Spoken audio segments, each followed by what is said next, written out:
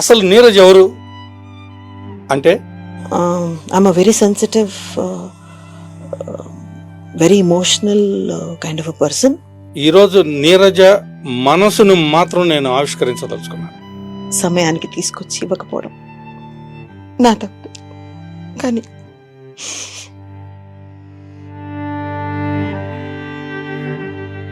తప్పు ఒప్పుకున్న తర్వాత కూడా మన్నించకపోవడం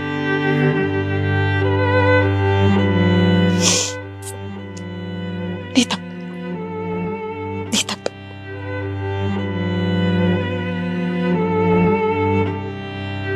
నేను ఏ క్యారెక్టర్ని ఏ రోజు తక్కువ అని అనుకోలేదు. ఆ క్యారెక్టర్కి, ఆ డైలాగ్కి, ఆ సీన్కి, దానికి అంతకు మించి నేను చేస్తే నాకే ఇబ్బెట్టు అనిపించేది. నాకు కొంచెం ఆ 2 నిమిషాలు టైం ఇవ్వండి, నేను చూసుకుంటాను, డైలాగ్ చూసి చెప్తానంటే కూడా టైం ఇచ్చే పరిస్థితులు లేవండి. మారుతున్న పరిస్థితులతో పాటు మనము మారకపోతే మనుగడ కష్టము అని.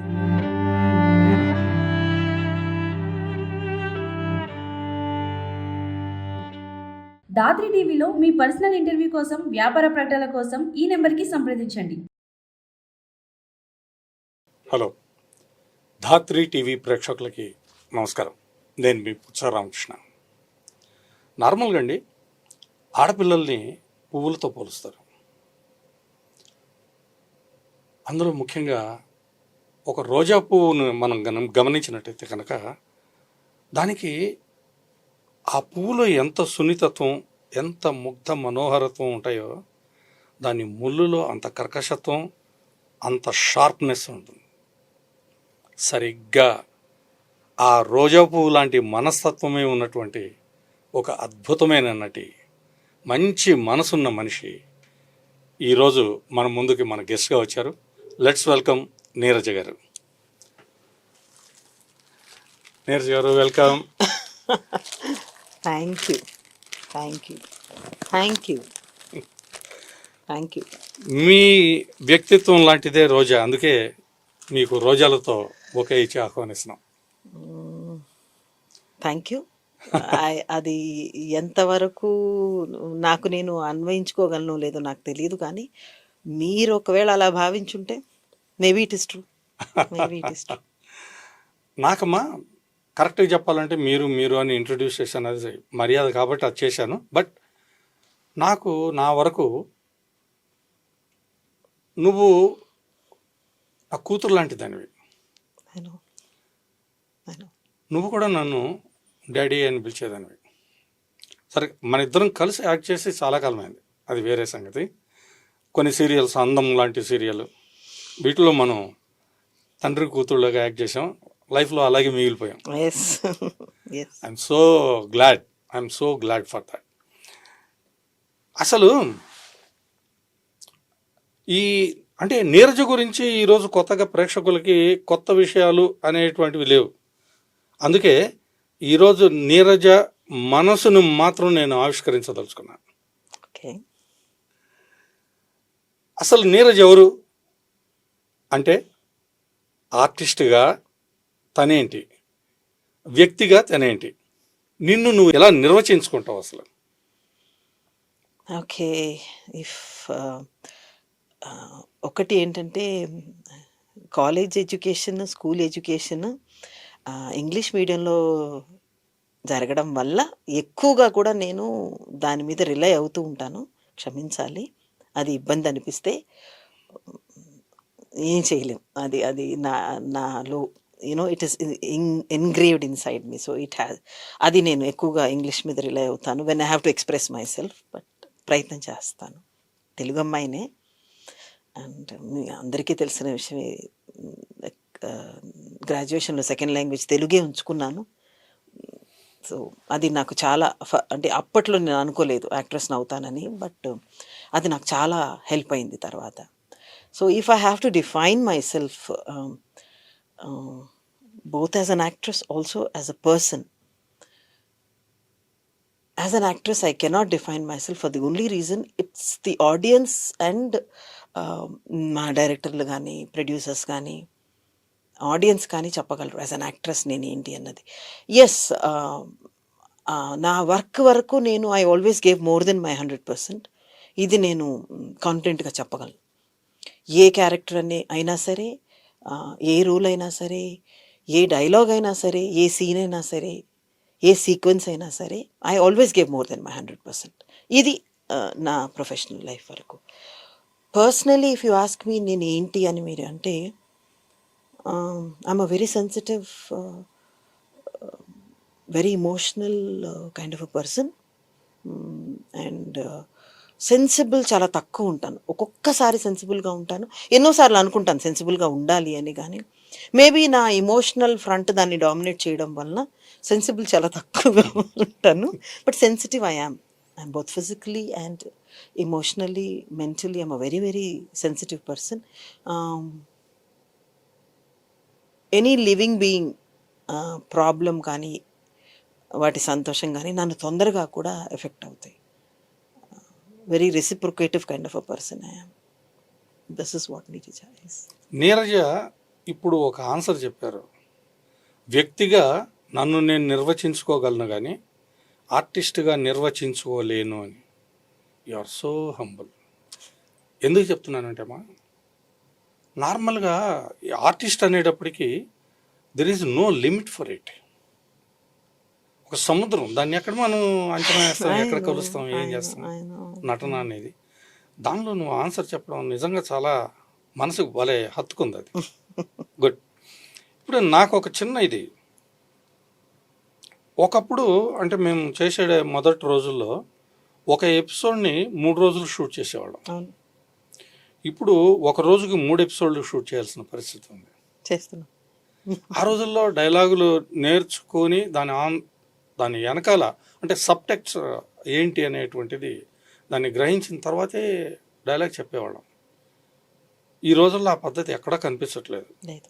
చాలా తక్కువ మంది, ఐ కెన్ సే 2% ఆర్ 3% మాత్రమే ప్రాంప్టింగ్ అనేటువంటిది లేకుండా డైలాగ్స్ని ఓన్ చేసుకొని తమ రిథం దానికి కలిపి చెప్పేవాళ్ళు ఉన్నారు. అందులో నీరజ ఒకటి.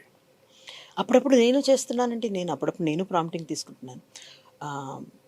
ఇక్కడ నేను I want to say something ఏంటంటే, చాలామంది అంటారు మీలాంటి పెద్దవాళ్ళు, చాలా జ్ఞానం ఉన్నవాళ్ళు, ఇన్ఫర్మేషన్ ఉన్నవాళ్ళు, వాళ్ళు ఏమంటారు అంటే, మారుతున్న పరిస్థితులతో పాటు మనము మారకపోతే మనుగడ కష్టము అని.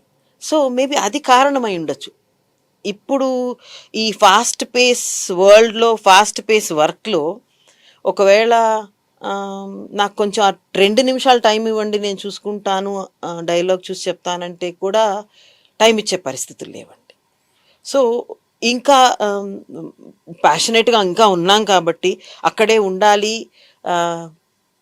ఇంకా కూడా ఏమంటారు, ఇది తీరలేదు కాబట్టి, ఆ దాహం తీరలేదు, to be and to reach heights అన్నది ఇంకా తీరలేదు కాబట్టి ఉండాలి అనుకుంటే తప్పదు, పరిస్థితుల ప్రకారం మారాల్సింది. మారాను నేను కూడా. బట్ గివెన్ అ చాయిస్ మీకు 5 minutes ఇస్తాము, మీరు డైలాగ్ నేర్చుకుని చెప్పచ్చు అంటే I would still want to go back to that. Okay, no 2 ways. అంటే ఇక్కడ ఒక చిన్న చిలిపి ప్రశ్న, డైలాగు బై హార్ట్ చేసే ఓపిక తగ్గిందా, లేదు మీకు ప్రాంప్టింగ్ ఉండగా ఎందుకు కష్టపడాలి అనేటువంటి అలసత్వం ఉందా? అస్సలు లేదు.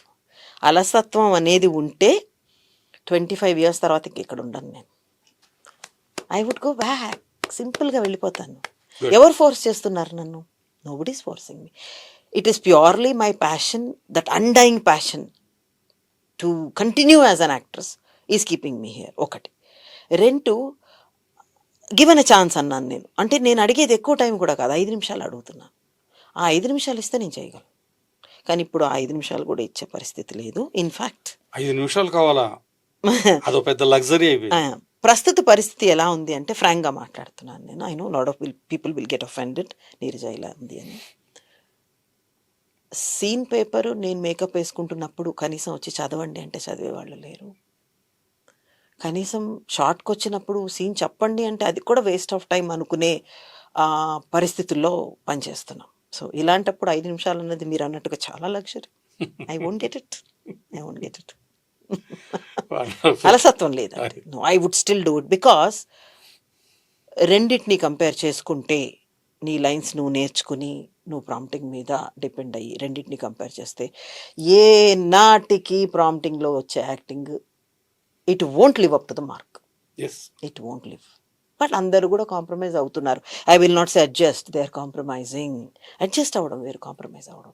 Weather it is your professional life or your personal life, adjust to the circumstances, don't compromise. But we are compromising. ఎందుకు అంటే ది ఓన్లీ రీజన్ బీయింగ్ ఇక్కడే ఉండాలని అనుకుంటున్నాం కాబట్టి. వద్దు అనుకున్న రోజున ఇట్స్ ఆల్ ఓవర్. ఇక్కడ నార్మల్గా ఒక కథని ఒక రచయిత అంటే ఒక రైటర్గా నేను చెప్తున్నాను, ఒక కథని ఇమాజిన్ చేసుకున్నప్పుడు కొన్ని పాత్రలు వస్తాయి. ఆ పాత్రలు ఏంటంటే క్రియేట్ చేసిన రైటర్ని ఛాలెంజ్ చేస్తుంటాయి. ఫర్ ఎగ్జాంపుల్,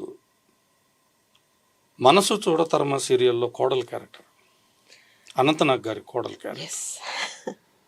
అలాగే ప్రియాంకలో ఝాన్సీ క్యారెక్టర్. ప్రియాంక సీరియల్ వచ్చి 25 అయింది, 25 ఏళ్ళ పైన. బట్ స్టిల్ 20 నాకు ఆ పేరు ఆ ఇది కూడా గుర్తుంది. ఈ క్యారెక్టర్స్ అసలు వీళ్ళు ఉన్నాయి, ఇంత కాంట్రా ఉంటుంది ఈ క్యారెక్టర్స్. అంటే వాటిలో అంత సంఘర్షణ ఇంత ఉంది. ప్రాంప్టింగ్తో దీన్ని ఆవిష్కరించే ఆర్టిస్ట్ ఎవర్రా అని చెప్పానని అలా పెరుగుని చిలికితే వెన్న వస్తుంది. అలాగా అలా మదించుకున్నప్పుడు తట్టే పేరు నీరజ. Thank you. అండ్ మేము అనుకోవడమే కాదు, దాన్ని నువ్వు జస్టిఫై చేసి నిన్ను నువ్వు కూడా చాలాసార్లు ప్రూవ్ చేసుకున్నావు. ఇలాంటి ఛాలెంజింగ్ రోల్స్ వచ్చినప్పుడు నువ్వు తీసుకునే కేర్ ఏంటి? అంటే మామూలుగా చేసుకుంటూ వెళ్ళిపోతూ ఉంటాం మామూలు క్యారెక్టర్స్ కొని. అవి కాకుండా ఛాలెంజింగ్ క్యారెక్టర్స్ వచ్చినప్పుడు how you think about it? చూడండి రామకృష్ణ గారు, for me every character is challenging. నేను ఏ క్యారెక్టర్ని ఏ రోజు తక్కువ అని అనుకోలేదు. ఇట్స్ కేక్ వాక్ అని ఎప్పుడు అనుకోలేదు, ఈ రోజుకి అనుకోను నేను. For me every role I play, every project I get, every character is the most important for me. I give more than my 100% అని నేను అన్నప్పుడు it is a fact. For me I enjoy every bit of it. Being there to play that character. And every day it is challenging. ఆ character, ఆ project ఎంతకాలం ఉంటుందో every day it is challenging. There is not even a day I thought ఈరోజు పర్లేదులే అనుకున్న రోజు నేను ఎప్పుడూ లేదు. లాస్ట్ 25 years అనుకోలేదు. ఎందుకు అలా అనుకోలేదు కాబట్టే మీలాంటి వాళ్ళు ఇప్పటికీ నన్ను తలుచుకుంటున్నారు. అనుకుని ఉంటే మేబీ నలుగురిలో నేను ఒకదాన్ని అయ్యేదాన్ని. సో ఇప్పుడు నార్మల్గా అంటే యాజ్ అన్ ఆర్టిస్ట్ ఇప్పుడు నువ్వు చెప్పినటువంటి దానిలో ప్రతి క్యారెక్టర్ని నేను ఛాలెంజింగ్గా తీసుకుంటాను అంటున్నావు. బట్ అవుట్పుట్ దగ్గరికి వచ్చేటప్పటికి, పర్ఫార్మెన్స్ దగ్గరికి వచ్చేటప్పటికి ప్రతిదీ అలా కనపడదుగా. ఆ డిస్క్రిప్షన్ నాకుంది కదా, అందుకే మీరు ఇస్తున్నారు నా క్యారెక్టర్స్. అది కదమ్మా, ఇక్కడ నా నా నా అప్పీల్ ఏంటంటే, ఇప్పుడు నువ్వు ప్రతిదాన్ని ఛాలెంజింగ్గా తీసుకొని చేస్తున్నావు, ఓకే. కానీ కొన్ని క్యారెక్టర్సే అద్భుతంగా పోర్ట్రేట్ అవుతూ కనిపిస్తూ ఉంటాయి, నీ పర్ఫార్మెన్స్ని స్పెసిఫిక్గా చూపిస్తుంటాయి, దిస్ ఈజ్ నీరజ అని. అలా ప్రతి క్యారెక్టర్లో ఆ ఇది రాదు. అంటే మీకు కూడా తెలుసు రామకృష్ణ గారు, నేను చాలా తక్కువ క్యారెక్టర్స్ చేశాను, తక్కువ ప్రాజెక్ట్స్ చేశాను. నాతో పాటు నా కంటెంపరీస్ కొంతమంది 250, 240, 300 చేసినప్పుడు నేను 25, 30 or maybe max if you would look at even the smaller roles I played, they were just 40. See, for me, quality over quantity is very, very important. ఒకటి మీరు అన్నట్టుగా కొన్ని మనకి అలా కనపడ్డాయి, కొన్ని కాదు అంటే, see every character doesn't need to be portrayed in a way that it will just be outstanding. Performance might be outstanding, character might not be for me. So ఇప్పుడు when there is a softer character which is being played and it has to be underplayed, it just cannot cross its boundaries. నేను ఎప్పుడు as an actor నేను ఏమనుకున్నానంటే, ఎంత న్యాచురల్గా possible అయితే అంత perform చేయాలనుకునేదాన్ని నేను. ఏమంటారు, మనకి స్క్రీన్కి కొంచెము డ్రామా ఉంటే బాగుంటుందని చాలామంది ఫీల్ అయినా ఆయన ఎవో ఫెల్ట్ దట్, ఎందుకో సంహవ్ నా మనసు దానికి అంగీకరించలే. It it was always like దానికి అంతే అవసరం. ఆ క్యారెక్టర్కి, ఆ డైలాగ్కి, ఆ సీన్కి, దానికి అంతకు మించి నేను చేస్తే నాకే ఎబ్బెట్టు అనిపించేది. నెగిటివ్ క్యారెక్టర్స్ నేను ప్లే చేసినప్పుడు మీరు అన్నట్టుగా మేబీ కొంచెం దట్ పాయింట్ 0.009% ఎక్కడన్నా I gave a little more than required. అక్కడే అది కూడా ఎందుకు ఇచ్చి ఉంటానంటే మేబీ ఆ సందర్భానికి అది సూట్ అయి ఉంటుంది. బయటికి వెళ్ళి పర్ఫామ్ చేయడం నాకు కుదరదు. అందుకే అవుతుందంటే మీరు చెప్పిన క్యారెక్టర్స్, ఎలివేట్ అయిన క్యారెక్టర్స్ ఉన్నాయి చూసారా, దానికి అది అవసరం, దీనికి ఇంతే అవసరం అని నేను ఫీల్ అయ్యా. ఇప్పుడు ఒక పాత్ర తనకు లభించినప్పుడు నీరజ దాన్ని ఎలా చూస్తుంది? అంటే దీనికి ఇంకొంచెం వేయాలి, ఒక స్పూన్ యాడ్ చేయాలి, లేదా తీసేయాలి, అండర్ ప్లే చేయాలి, ఇవి ఎలా డిసైడ్ చేసుకుంటావు? అంటే దర్శకుడు చెప్పిన దాన్ని బట్టి నువ్వు ఇది చేసుకుంటావా, రైటర్తో కన్సల్ట్ చేస్తావా, లేదు నువ్వు డిసైడ్ చేసుకొని చెప్పడం లాగా చేస్తావా? ఒకప్పుడు రైటర్తో కన్సల్ట్ చేసేవాళ్ళం అండి, ఇప్పుడు ఆ ఫెసిలిటీ లేదు. ఓకే, చాలా తగ్గిపోయింది ఆ ఫెసిలిటీ. Okay. అన్ఫార్చునేట్. కన్సల్ట్ చేస్తే చాలా బాగుంటుంది. ఎందుకంటే చెప్తాను, ఆ, నా పాయింట్ ఆఫ్ వ్యూలో నా క్యారెక్టర్ని నేను అర్థం చేసుకున్నా. అల్టిమేట్గా writer point of view, director point of view నేను పర్ఫామ్ చేయాలి. నేను ఇలాగే చేస్తాను అనుకుంటే కుదరదు. బికాస్ ఆ క్యారెక్టర్ని సృష్టించింది వాళ్ళు. సో వాళ్ళు దీన్ని ఒక రకంగా మనము ఆడియన్స్ ముందుకు తీసుకెళ్దాము, ఇది ఇలా ఉంటే బాగుంటుందని ఫీల్ అయ్యారు. ఎప్పుడూ కూడా నేను యాజ్ అన్ యాక్టర్ ఏం ఫీల్ అయ్యానంటే వాళ్ళకంటే నాకు తక్కువే తెలుసు. బికాస్ నేను కేవలం యాక్టర్నే. It is there baby. నేను పర్ఫామ్ చేయడం మొదలుపెట్టాక I will fall in love with it. So వాళ్ళ తర్వాతే నాకు అది. సో అండ్ వాళ్ళకి అంత నాలెడ్జ్ ఉన్నప్పుడు వాళ్ళ దగ్గర నుంచి ఇన్పుట్స్ తీసుకుంటే అది నాకు హెల్ప్ అవుతుందే తప్ప మైనస్ ఎప్పుడు అవ్వదు. సో అలా ఫీల్ అయ్యాను కాబట్టి నేను ఎక్కువగా కూడా ముందు కాలంలో మనకి రైటర్స్ మాకు చెప్పి ఎలా కావాలి, మేము ఎలా కన్సీవ్ చేసాం క్యారెక్టర్ని అన్నప్పుడు నేను వాళ్ళ దగ్గర డెఫినెట్గా ఆ ఇన్పుట్స్ తీసుకుని డైలీ బేసిస్లో డెఫినెట్గా డైరెక్టర్కి తగ్గట్టుగానే చేస్తాం. ఒక్కొక్కసారి అంటే I was lucky, I am still lucky that నేను చెప్పేది వాళ్ళు అర్థం చేసుకునేవాళ్ళు. నేను ఇది ఇలా చేద్దాం అనుకుంటున్నానంటే ఎప్పుడు కూడా నాకు అపోజిషన్ నాకు ఇప్పుడు రాలేదండి. So I'm lucky that. Okay. Neeraja, నీ క్వాలిఫికేషన్ ఏంటమ్మా? ఐఎమ్ సైన్స్ గ్రాడ్యుయేట్ అండి. I'm graduate from Saint Ann's Mehdipatnam college. And దాని తర్వాత కంప్యూటర్ అప్లికేషన్స్లో బేసిక్స్ చేశాను. బికాజ్ అప్పట్లో అని కాదు, ఎప్పటికీ కూడా ఇప్పటికీ అమ్మా నాన్నకి నేను యాక్టర్ అవ్వడం అనేది ఇనిషియల్గా అస్సలు నచ్చకపోయినా తర్వాత they accepted for 2-3 reasons. That మొదటి కారణం that I can take care of my self, that I will not fall in to an ambience or an atmosphere where వాళ్ళని రేపొద్దున వేలెత్తి చూపించకుండా నీరజ ఇలానే అంటే నా ఎథిక్స్, ప్రిన్సిపల్స్, మారల్స్ వేటిని కూడా పక్కన పెట్టకుండా ఉంటుంది అన్న నమ్మకం వాళ్ళకు ఉండింది. కానీ అమ్మకి especially she wasn't very comfortable అండి ఈ ఫీల్డ్లోకి రావడం అనేది. ఎందుకంటే మిగతా ముగ్గురు కూడా చదువుకున్నారు, నేను చదువుకున్నాను, చదువుకు సంబంధం లేని పని చేస్తున్నాను. సో అమ్మకి మొదట్లో అంత అంటే మంచి చాయిస్ కాదేమో అనుకున్నారు. But as I started off acting and then మంచి పేరు రావడం ఆవిడకి నచ్చింది. నాన్నగారికి నా మీద ఎప్పుడు నమ్మకం ఉండేది that I can take care of my self. నేను అసలు ఎటువంటి చెడ్డ పేరు ఇంటికి తీసుకురానన్న విషయానికి was always confident. I can take care of my self అన్నది కూడా ఆయనకు తెలుసు. కూతుళ్ళ మీద నాన్నలకి ఎప్పుడు ఖచ్చితంగా ఉంటుంది. Thank you. తల్లులకి కొడుకుల మీద ఉంటుంది. కానీ అంటే మీరు నలుగురు సిస్టర్స్ అవ్వడం వల్ల వాళ్ళు ఎక్కువ ప్రొటెక్టివ్గా పెంచారు. Too much of protection. So నీకు ఈ ఇంగ్లీష్ వొకాబులరీ కానీ, ఇది ఇంగ్లీష్ పదాలు ఎక్కువ యూజ్ చేయడం కానీ, ఇవి ఇండస్ట్రీలో నీకు కొంచెం ఎక్కువ అలవాటు చిన్నప్పటి నుంచి ఉండడం అలవాటు. అలాగే జనరల్ నాలెడ్జ్ అంటే ఎక్స్ప్లోరింగ్ కూడా నీకు మొదటి నుంచి అలవాటు. ఏదన్నా అంటే దాన్ని వెతకడం, తెలుసుకోవడం లాంటిది కూడా నేను గమనించాను. కొంచెం యా.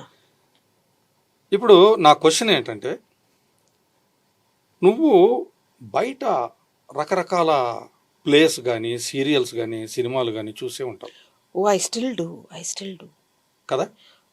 నాది నా మేజర్ ప్రపంచం అదే. ఓకే, ఇప్పుడు వాటినన్నింటినీ గమనించిన నీకు అక్కడి నటీనటుల యాక్టింగ్కి మన వాళ్ళ యాక్టింగ్కి తేడా ఏమని చెప్తావు? తేడా ఏంటంటే? తేడా లేదండి, ఫ్రాంక్లీ స్పీకింగ్. బట్ చాలా చాలా వరకు ఉన్నటువంటి విమర్శ ఏంటంటే, మన వాళ్ళు నార్మల్గా చెప్పిన డ్రామా అనేటువంటిది కనబడుతుంటుంది, న్యాచురాలిటీ ఉండదు అంటే ఒప్పుకోనండి నేను. ఉంటుంది, కాకపోతే నేను అదే అంటాను. ఇప్పుడు చూడండి, మన దగ్గర ఆర్ట్ ఫిల్మ్స్ ఉన్నాయి, కమర్షియల్ ఫిల్మ్స్ ఉన్నాయి. మనకి రెండింటికి తేడా ఉందా పర్ఫార్మెన్స్లో? ఉంది. ఎందుకుంది?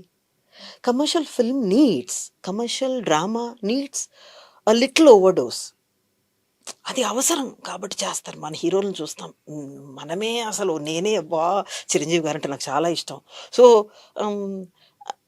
అంటే నిజంగా జరగదు అలాగా బయట, కానీ ఎందుకు? That it is needed for the character. వాళ్ళు అందుకే అలా చేస్తున్నారు. అండ్ మన కల్చర్ మనది అలానే, మనం అలానే ఉంటాం. సో అక్కడ మనకి ఎక్స్ట్రా డ్రామా అవసరం. But innately Neeraja as an actress అవన్నీ ఎంజాయ్ చేసినా కూడా నేను పర్ఫామ్ చేయాలనుకున్నప్పుడు నేను అది చేయను. నాకు I don't want to be into that. So Neeraja దృష్టిలో ఏంటంటే, ఒక ఆర్ట్ ఫిలిం లేదా న్యాచురల్ ఫిలిం ఏదైతే ఉందో దాని యాక్టింగ్, కమర్షియల్ సినిమా యాక్టింగ్ వేరు. వేరండి, కంప్లీట్గా వేరు. ఓకే, మరి కమర్షియల్ సినిమాల్లో చాలా వరకు కొంతమంది ఆర్టిస్టులని కొన్ని క్యారెక్టర్స్లో చూశాక ఎంత న్యాచురల్గా చేసాడు, ఎంత బాగుందంటారు. అదేంటి మరి? ఆ క్యారెక్టర్కి సంబంధించి వాళ్ళు ఎంత చేయాలో అంత చేశారు, బాగుంది. మీరే అన్నారు నేను చేసిన క్యారెక్టర్స్ కొన్ని చాలా బాగున్నాయి అంటే, మరి వాటికి నువ్వు అలా పర్ఫామ్ చేసావు, కొన్ని తక్కువ అంటే అంత హత్తుకునేటట్టుగా లేవు. They are like that, those characters are like that. And ప్రతి యాక్టర్ కూడా నా దృష్టిలో వాళ్ళ నేచర్ అనేది ఆ క్యారెక్టర్లో ఉంటుంది. ఉండకపోతే మనం వీఆర్ నాట్ యాక్టర్స్. మనము దాన్ని సెపరేట్గా చూడడానికి లేదు. When you are performing you are that person. So నీ న్యాచురల్ ఇది దాంట్లో ఉంటుంది. అదేమవుతుంది, అది ఆడియన్స్కి నచ్చే విధంగా ఉన్నప్పుడు అబ్బా ఎంత బాగా చేశారనుకుంటాం, అవునా కదా? ఓకే కొంత ఉంది అనుకుంటే పర్లేదు, బాగానే చేశారనుకుంటాం, అంతే కదా? ఓకే, ఇక్కడ నాకు ఇంకొంచెం మైక్రో లెవెల్లో ఆన్సర్ కావాలి. You want it in detailed way అని అంటే డీటెయిల్డ్ కాదు, మైక్రో లెవెల్లో ఇంకా సూక్ష్మంగా నాకు ఆన్సర్ కావాలి, డెప్త్లో. ఏంటంటే కమర్షియల్ యాక్టింగ్ ఆర్ట్ ఫిల్మ్స్లో లేదా parallel films what ever you call, వాటిలో యాక్టింగ్ వేరుగా ఉంటుందని చెప్పని అన్నప్పుడు, కమర్షియల్ యాక్టింగ్ అనేటువంటిదే సపరేట్ సెగ్మెంట్, ఇది సపరేట్ సెగ్మెంట్. మళ్ళీ కమర్షియల్ యాక్టింగ్ అనేటువంటి వాటిలో న్యాచురాలిటీ ఏంటి అంటున్నాను నేను. కమర్షియల్ యాక్టింగ్లో న్యాచురాలిటీ ఏమిటి, మన ఆర్ట్ ఫిల్మ్స్లో న్యాచురాలిటీ ఏమిటి, మన వేరే ఆర్ట్ ఫిల్మ్స్లో ఎక్కడ కానీ మీకు కమర్షియాలిటీ కనబడదు. మేకింగే అలా ఉంది కదండి వాటిది. ఎస్, నేను ఒప్పుకుంటాను. నేను ఆర్టిస్ట్ పరంగా పర్ఫార్మెన్స్లో ఉన్న హర్డిల్ ఏంటి, లేదా ప్లస్ పాయింట్ ఏంటి, ఆర్ మైనస్ పాయింట్ ఏంటి అంటే, కమర్షియల్ ఫిలిమ్స్లో చాలా న్యాచురల్గా చేశాడు. ఫర్ ఎగ్జాంపుల్ ముత్యాల ముగ్గులో రావు గోపాలరావు,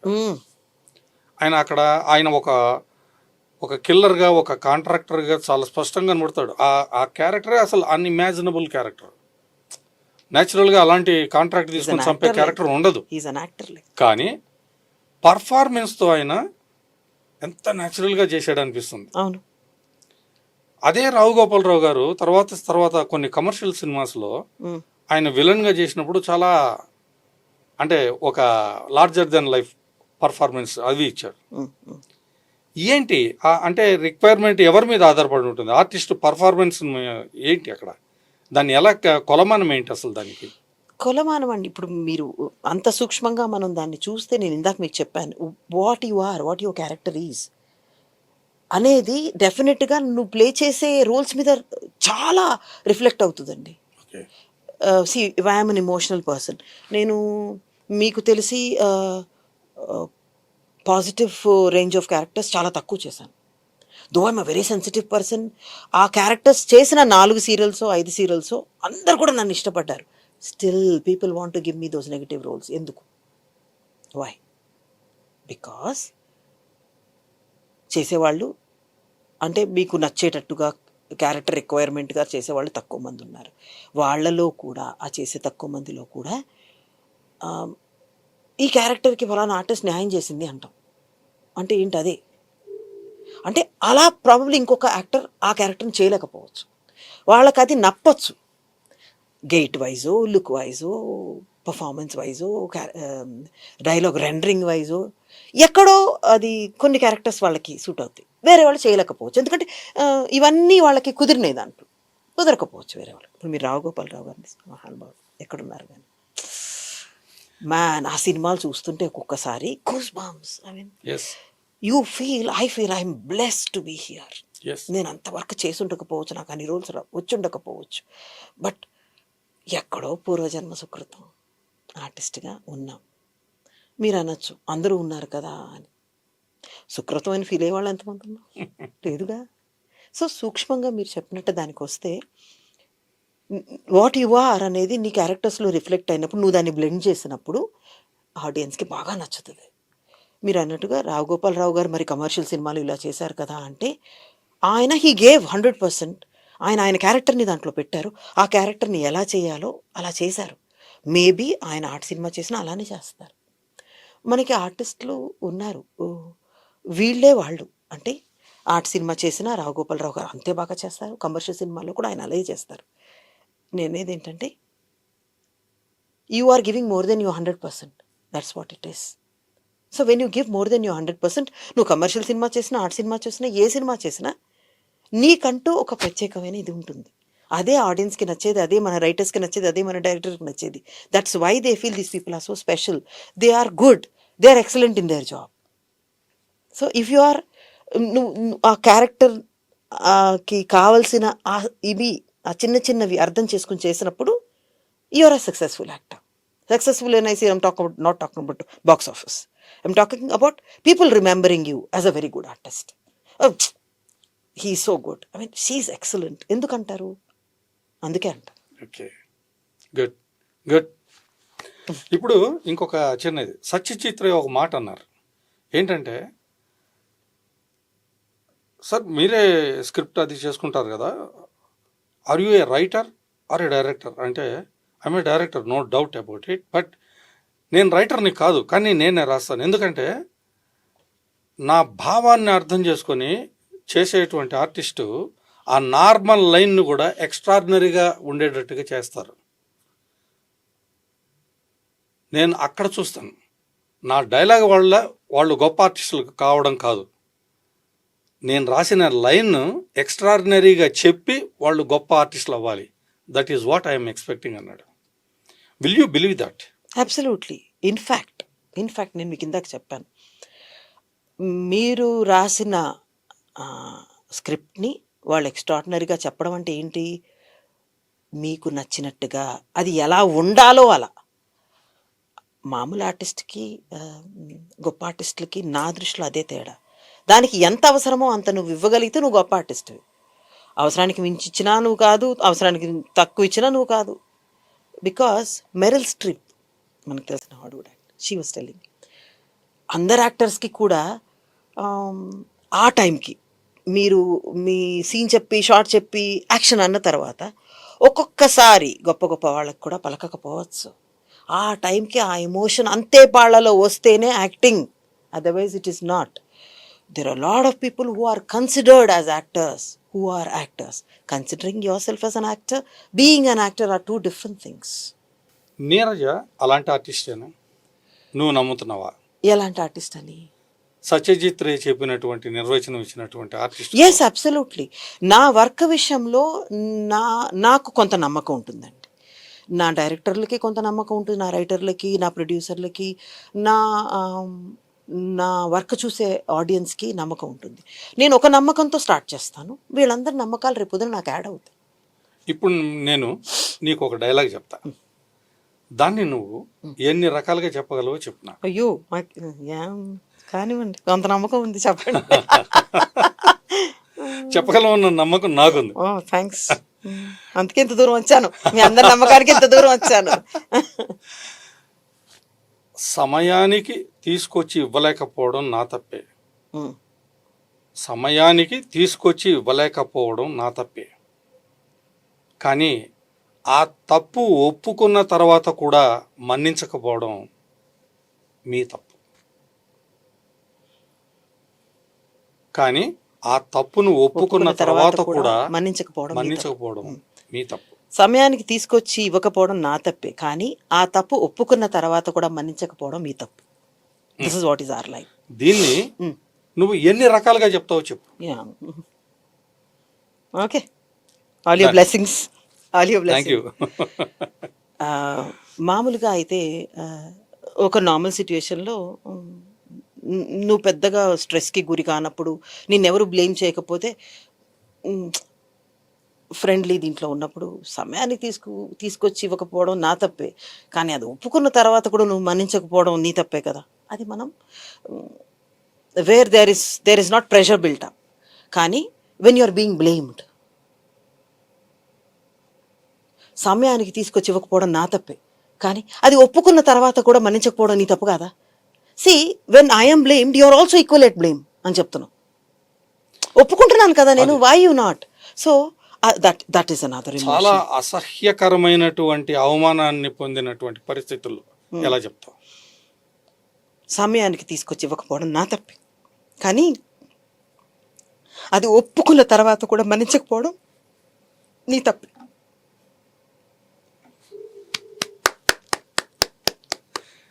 చివరిగా ఒక అద్భుతం. Very good, very good. ఇప్పుడు చివరిగా ఒకటి, చచ్చిపోయే పరిస్థితి. ఈ పరిస్థితుల్లో చివరిగా వాడిని కన్విన్స్ చేసి ఈ ఒక్కటి నువ్వు నమ్మగలిగితే నేను ప్రశాంతంగా చచ్చిపోతాను రా అని ఆ డెప్త్లో, ఆ బాధలో చెప్పాలి. The same lines, talking about the same lines, ఇవే లైన్స్. ఎదురుగా హస్బెండ్ కావచ్చు, ఇంకొకళ్ళు కాదు, చాలా ఆత్మీయమైన మనిషి ఉన్నాడు, అప్పటిదాకా అపార్థం చేసుకున్నాడు. నౌ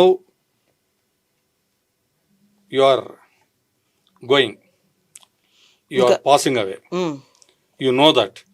చచ్చిపోయే ముందు ఈ ఒక్కటి నువ్వు నమ్మరా చాలు, ప్రశాంతంగా చచ్చిపోతానని చెప్పాలి. Okay, will pass. యాక్షన్.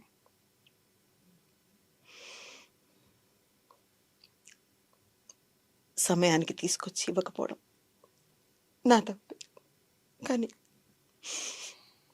తప్పు ఒప్పుకున్న తర్వాత కూడా మన్నించకపోవడం నీ తప్పే, నీ తప్పే.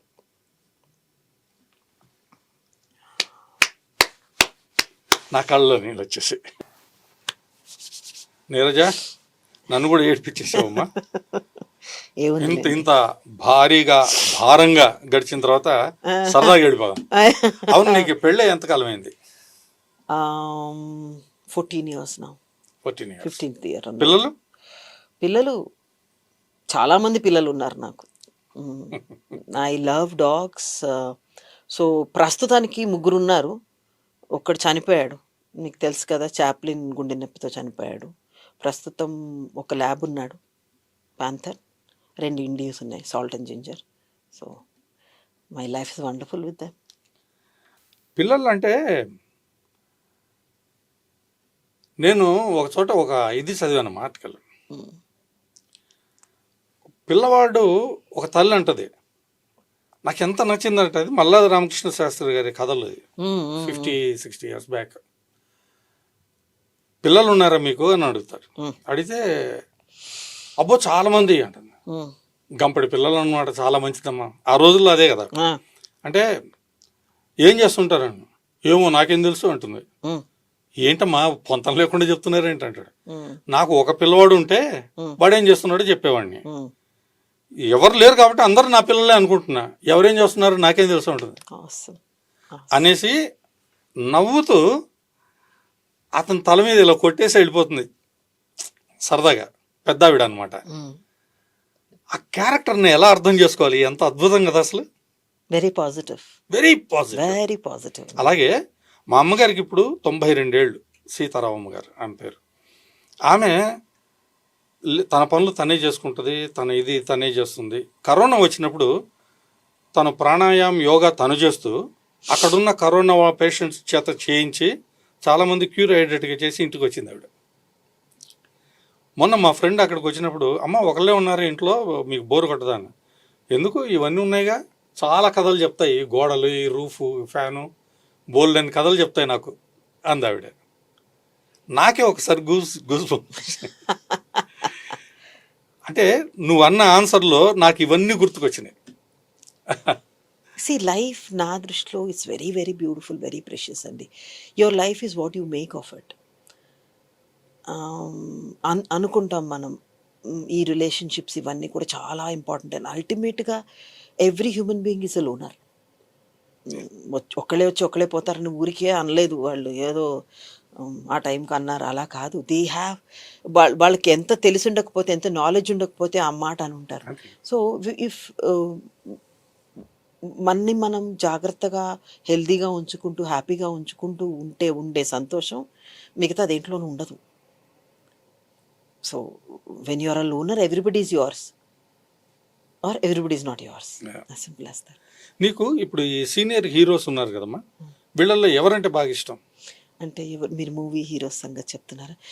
చిరంజీవి గారు అంటే నాకు చాలా ఇష్టం. ఇన్ఫ్యాక్ట్ నా 10th ఇంటర్మీడియట్ టైంలో అయితే అంటే that age is it is like the entire world looks very beautiful, rosy and all. So ఆ టైంలో అంటే ఎన్నోసార్లు అనుకునేదాన్ని, అబ్బా కుదిరితే ఈయన పెళ్లి చేసుకోవాలి అని. అది ఇంక అంతే కదండి, ఆ వయసు అలాంటిది. That later on you realise, అప్పుడు కాళ్ళు నేల మీద ఉంటాయి కదా, దెన్ యూ రియలైజ్ అవన్నీ డ్రీమ్స్ మాత్రమే అని. చిరంజీవి గారు ఎందుకు ఇష్టం? చూడండి, చాలామందికి, నాకే కాదు, there are lot of people who love him. Maybe there is certain kind of warmth in him. ఒక ఎలా అనాలంటే, ఎలా చెప్పాలి, ఒక కైండ్నెస్ ఆ ఫేస్లో. And he is a very good actor. చూడండి, ఎక్కడో నాలో యాక్టర్, నేను when I was not even an actor, అది కనెక్ట్ అయింది. అది he such a natural and he such a impressive actor, I would say that. మేబీ ఎక్కడో కనెక్ట్ అయ్యాను నేను.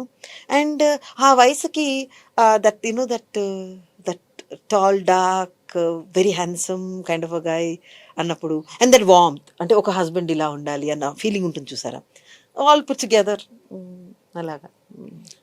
ఈ ఫీలింగ్స్ని ఆధారం చేసుకొని లహరి అని ఒక కథ రాశాను. లహరి అంటే అలా ఆ టీనేజ్లో, అడాలసెంట్ ఏజ్లో ఉన్నటువంటి ఆడపిల్ల మనసులో ఒక మంచి ఫుట్బాల్ ప్లేయర్ని చూడంగానే, బా ఇలాంటి వాడు మన భర్త కావాలి అనుకుంటారు. మళ్ళీ బాగా క్లాస్లో ఫస్ట్ వచ్చినవాడు, గోల్డ్ మెడలిస్ట్ వాడిని చూడంగానే బాగా చదివేవాడు నా భర్త కావాలనుకుంటారు. అంటే వాడు అట్లా ఫ్రేమ్లోకి వచ్చి అలా వెళ్తూ ఉంటాడు, అలా లాగనమాట. సో దీన్ని బేస్ చేసుకొని ఆ కథ ఉంది. దీనికి ఇన్స్పిరేషన్ నువ్వే. ఈరోజు ఇంటర్వ్యూలో చెప్తున్నాను నేను ఈ మాట. Thank you. హౌ ఎందుకంటే అందం టైంలో వచ్చిన ఐడియా అది. 20 అందుకే టైటిల్తో సహా చెప్తున్నా, లహరి అలా అని. Thank you. I feel very honored. దాన్ని చెప్పించడం కోసమే ఈ తీసుకొని వచ్చాను. దెన్ యంగ్స్టర్స్ లో ఎవరు ఇష్టం, యంగ్ హీరోస్ లో? ఇట్ ఇస్ యాక్చువల్లీ టఫ్ అండి. అంటే ఈ మధ్య కాలంలో కొంచెం తక్కువ చూస్తున్నాను తెలుగు. ఎన్టీఆర్, రామ్ చరణ్, సూర్య గారు అంటే చాలా ఇష్టం అండి. ఎందుకు, ఇప్పుడు పర్సనల్ గా మీరు అడుగుతున్నారు కాబట్టి I can say I like Surya. Okay. Yeah, but I like Bunny for his acting talent. ఏమన్నా ఛాన్సెస్ వచ్చినాయమ్మా వీళ్ళతో? మీకు తెలుసు కదా, నేను చాలా దూరంగా ఉండేదాన్ని మూవీ ప్రపంచానికి. అసలు ఇన్ఫ్యాక్ట్ నేను అందం, పద్మవ్యూహం, ప్రియాంక, విధి చేస్తున్న రోజులు చాలా ఆఫర్స్ వచ్చినాయి, కానీ సినిమాలు చేయాలని ఎప్పుడు అనుకోలేదండి నేను. సో చాలా వరకు కూడా అవాయిడ్ చేశాను. అదే నేను చేసిన తప్పు. చేయాల్సింది లేకపోతే చిరంజీవి గారితో ఖచ్చితంగా అయ్యో, would have been wonderful. Would have been very lucky. Neeraja goal ఏంటి? You personally, professionally, what you talk Whatever. about? Yeah, because I have different goals as a person. I have got different goals as an actor. So as an actor, yes, I want to do much work, much better work. నేను ఇంకా కూడా సరిగ్గా work చేయలేదు నా దృష్టిలో, and నేను ఇంకా సరిగ్గా ఆడియన్స్ని రీచ్ అవ్వలేదు. మంచి రోల్స్ ఇంకా చేయాలి. ఐఎమ్ వెరీ, అంటే ఐఎమ్ హ్యాపీ, నేను చేసిన వాటికి I'm happy, but I'm not very satisfied as far as my work is concerned. I have to do still good work. Personally నాకు యానిమల్స్ అంటే చాలా ఇష్టం, especially dogs. So I some time in future I want to start off something for them, a place where they are feeling safe, protected. That's my personal goal. Wonderful. నువ్వు ఆశించిన అద్భుతమైనటువంటి పాత్రలు నిన్ను వెతుక్కుంటూ వస్తాయి అనేది నా నమ్మకం. వస్తాయి, వాటిలో రాణించాలి, మంచి మంచి అవార్డ్స్ తీసుకోవాలి, నీ పేరు వెండితెరని దాటి ఇంకా పైకి వెళ్ళాలి, ఇంకా ఫ్లరిష్ అవ్వాలి, అన్ని రకాల అవార్డులు రివార్డులు నీకు అందాలని కోరుకుంటున్నాను. I wish you all the success. Thank you so much. Thank you for All coming. your blessings. Thank All you. the best. Thank you for having me. Thank you. చాలా కాలం తర్వాత చాలా ఎంజాయ్ చేశాను. I felt me in the interview. I felt me. Thank you. Thank you so Thank you much. so much. Thank you.